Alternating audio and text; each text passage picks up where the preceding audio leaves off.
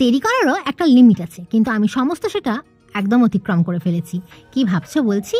আরে জামাই ষষ্ঠীর ব্লগটা সেটা তো শেয়ার করে দিয়েছিলাম, কিন্তু এই যে স্পেশাল খাওয়া দাওয়ার ব্লগটা তো শেয়ার করা হয়নি। হঠাৎ দেখলাম গ্যালারিতে পড়ে রয়েছে, তাই ভাবলাম শেয়ার করে দিই। এটা ছিল জামাই ষষ্ঠী পরের দিন, দেখতেই পাচ্ছ কি অবস্থা। আর অভিষেকের মুখ দেখে কি ভাবছো বলো তো তোমরা, যে কখন বেচারিকে খেতে দেওয়া হবে। ঠিক এই কথাটাই ভাবছিল অভিষেক, একদম ঠিক। আর এই যে আমি নর্মাল ড্রেস পরেছি, আর শাড়ি টাড়ি পরে সাজুগুজু করিনি বাবা।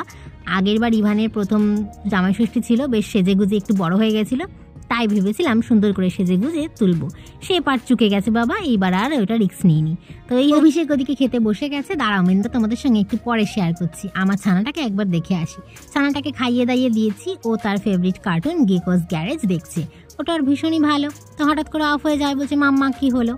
আমি বললাম যে ঠিক আছে। তো একদম সিম্পল, দেখতেই পাচ্ছ চেষ্টা করেছিলাম একটু সাজগোজ করার, কিন্তু এত গরম যে আর সেটা করে ওঠেনি। চলো ওদিকে আবার দেখে আসি অভিষেক কি করছে।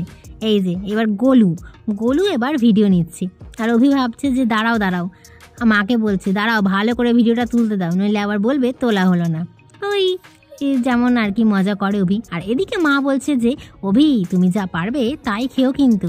আমি বললাম হ্যাঁ, আমাদের সাজিয়ে দেওয়া কর্তব্য সাজিয়ে দিয়েছি। 5 রকম মিষ্টি, স্যালাড, ডাল, পটল চিংড়ি, চিকেন, মাটন, পাবদা ঝাল, চাটনি, আর ওই আর কি 5 রকম ভাজা আর করিনি, কারণ ইভান সোনা আর জন্য সমস্তটা রান্না করতে হয়, সেটাও তো না। হ্যাঁ দই মিষ্টি তো রয়েছে, সেটা অবশ্য পরে ফ্রিজে তুলে যাওয়া হবে, এই আর কি। তো কেমন লাগলো ব্লগটা জানিও কিন্তু, ছোট্ট একটা